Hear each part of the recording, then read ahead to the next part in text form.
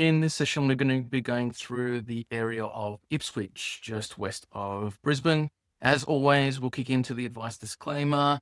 This is general information purpose. It doesn't constitute financial, legal, or tax advice. Otherwise, go see a financial planner, mortgage broker, accountant, registered tax agent, property lawyer. For anything else, this is purely factual information.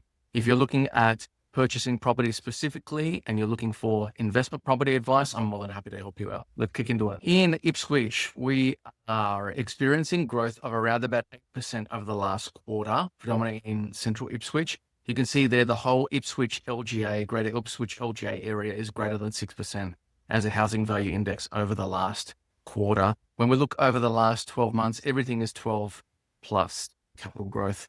More likely you'll see 15, 16, anything up to 20% capital growth over the last 12 months in the Ipswich area. I've purchased property for clients there. It's going on 2 or 3 years now.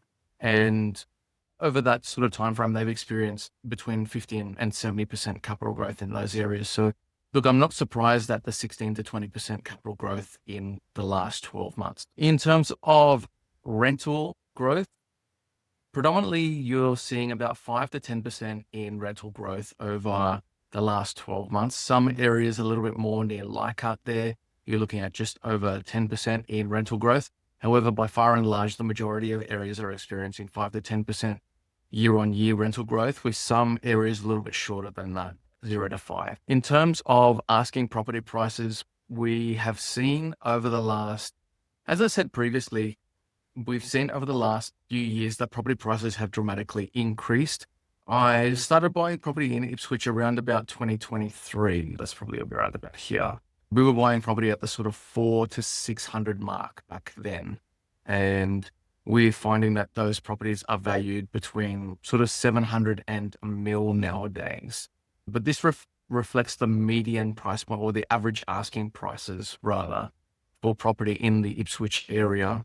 And yeah, by far and large, we're seeing sort of exponential capital growth. Really, that capital growth started in 2021 or towards the end of 2020. And we saw there that property prices were in the high 300s before development really started kicking off and property prices started to escalate there. You can see here around about that time, we had a shortage of property. So that's the supply shortage is really what kicked off capital growth, as well as the growth in demand as developers started constructing property out that way. But now you can see that there's nothing available here. We're talking about less than 250 properties available as we start 2026 here. So from 750 to 250, there's a third of the amount of properties that we saw 5 years ago, which means that there's relatively nothing on the market. The vacancy rate is similar in terms of rental vacancy. 0.5% is the current vacancy rate there.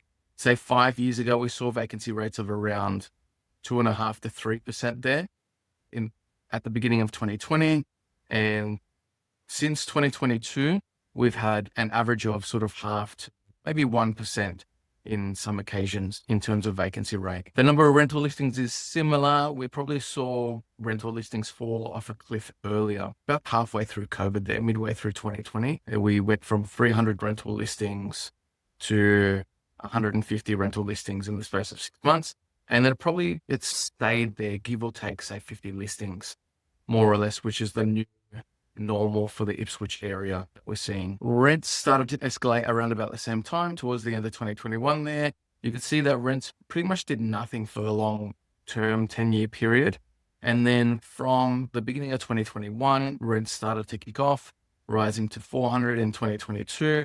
Rising to 450 in 2023, 500 2024, and so on, until we sit at around about the 550 mark. There is your weekly rental, depending on your house type. Rental yield has fallen comparatively, largely because capital growth has been higher than rental growth. So that's where you get rental yield compression, because property prices perform better than rental prices.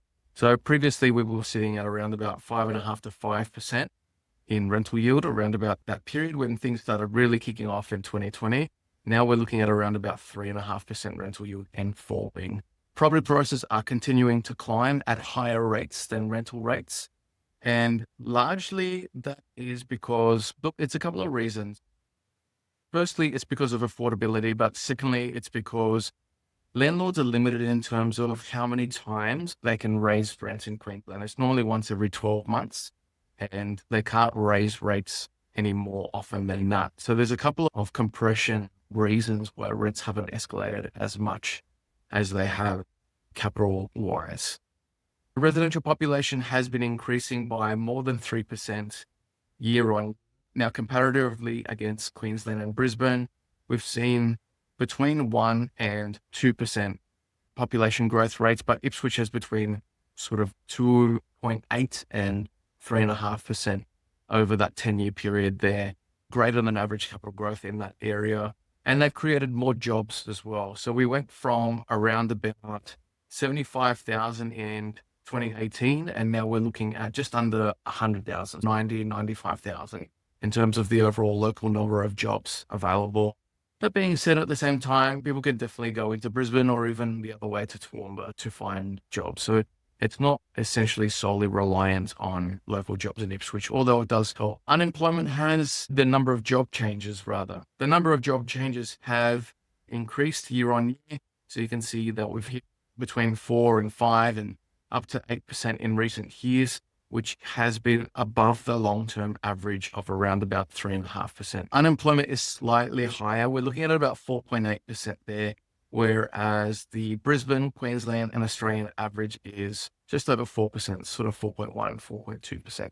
But still not bad. It's not as bad as other areas where I've seen it. This is looking at a quarterly basis. You can see that unemployment has been falling since mid-2024, and then a little bit longer term since 2021 there as well. So unemployment is definitely decreasing. So look, thank you everybody. I hope you've enjoyed this deep dive. If you do have any other questions, please don't hesitate to reach out. I'm more than happy to answer them. And if you would like to book in an initial strategy consultation, please don't hesitate to reach out. I'd love to be able to speak to you in depth around how property investment can look like in your personal situation. Thanks again. Have a great day.